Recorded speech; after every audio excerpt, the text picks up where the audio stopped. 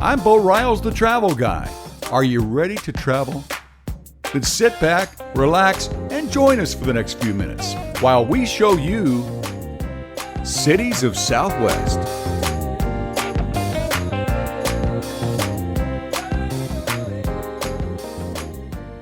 Isn't this just beautiful? Here we are in Chicago, folks. In fact, this is one of my favorite beaches in the world. This is Oak Street Beach. So many cool things about Chicago, but this has got to be one of the coolest. I mean, you could be in one of these high rises like Big John Hancock back there, and in a matter of minutes, you're down here, soaking up the sun and the sand at Oak Street Beach. Let's see more of Chicago right now.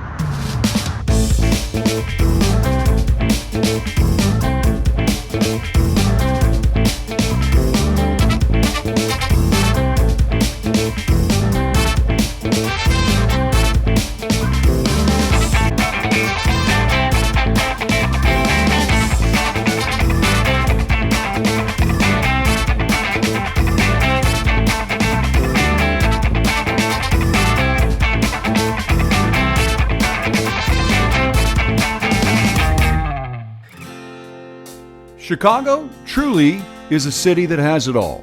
From premier museums that feature everything from diverse culture and global art to amazing relics of the past, such as dinosaurs and even a captured German U-boat from those harrowing years of World War II.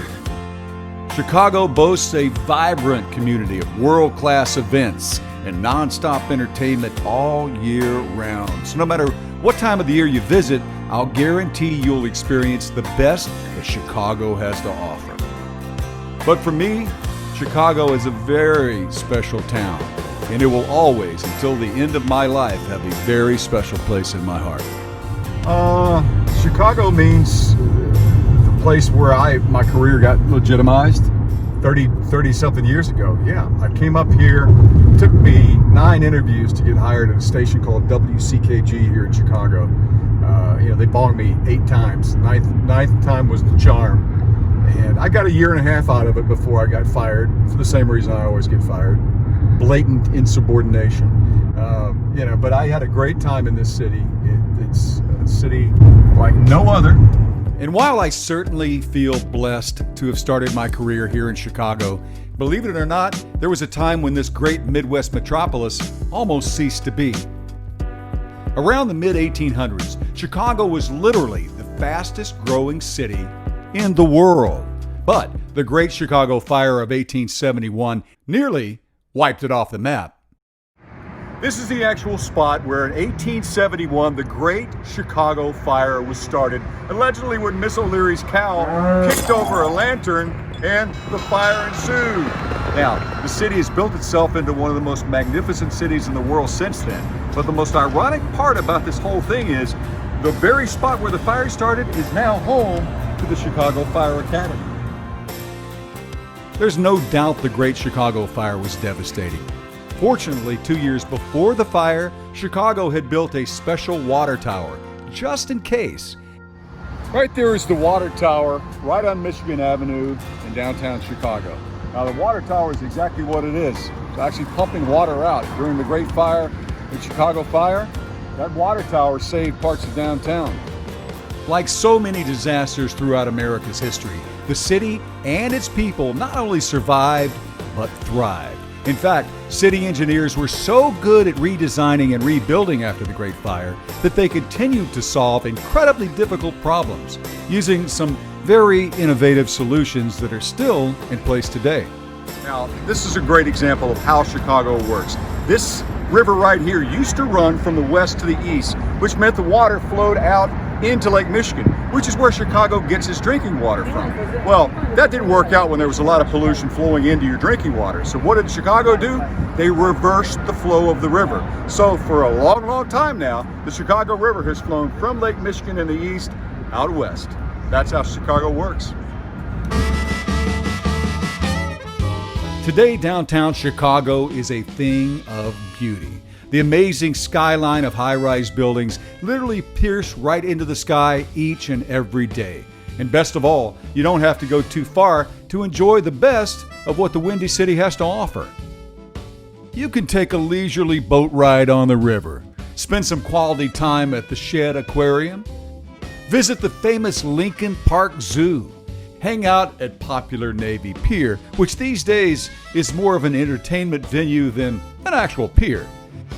Enjoy a nice ride down Lakeshore Drive adjacent to Lake Michigan, or just take a nice casual stroll through Millennium Park and check out The Bean. Yes, behind me is Cloud Gate, also known here in Chicago as the Bean. Why? Because it's shaped like a bean, and it also makes a great sombrero. Now, if it's sports you love, then as Frank Sinatra says, Chicago is your kind of town. Well, the sign says it all. Behind me is home of the Cubs, legendary Wrigley Field here on the north side of Chicago. For over 100 years, the Cubs have been playing baseball in the friendly confines right here. But for many, many years, the curse was on. Finally, in 2016, the curse of the GOAT was lifted. Praise the GOAT. When I think of baseball, I think of hot dogs, right?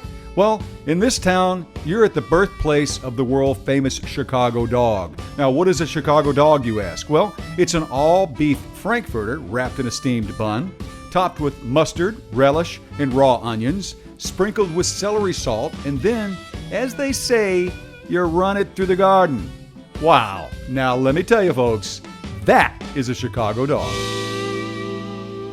Speaking of food, Chicago is a town of taste sensations, offering just about everything you can imagine, from world-class steaks to specialty desserts and cakes, and everything in between.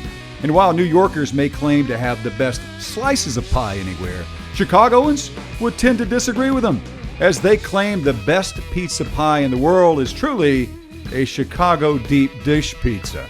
I'm talking multiple layers of melted cheese, sauce, meat, veggies, and whatever else you want on it, all crammed inside a super thick butter crust bottom. And one of the most popular sites for authentic deep dish in Chicago is Lou Malnati's. Now, once you've tried just a bite of deep dish pie at Malnati's, I promise you, you'll be hooked forever.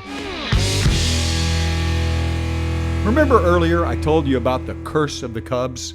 Well, the underground location of the original Billy Goat Tavern is literally where the curse started. Now, the story goes like this. Way back in 1945, tavern owner William Sianis used to bring his favorite pet goat to the Cub games. Now, the goat was left tied up outside Wrigley Field while Sianis enjoyed the game inside the friendly confines. Well, apparently, some fans complained about being, quote, bothered by the goat. So the owners of the team decided to ban Sianis and his billy goat from attending all future games. Well, being a die-hard Cubs fan, that upset Sianis so much that he told the Cubs that while he and his billy goat were banned, they would never win another World Series again. And for many years, the curse appeared to be working. That is, until 2016. A little bouncer slowly toward Bryant. He will glove it and throw to Rizzo. It's in time, and the Chicago Cubs win the World Series. But besides the curse of the goat, there's another great reason why the Billy Goat Tavern has become such a cultural phenomenon. Billy Goat Tavern is famous for these very, very hilarious Saturday Night Live bits where John Belushi can't even do it. Cheeseburger, cheeseburger, cheeseburger, cheeseburger, cheeseburger.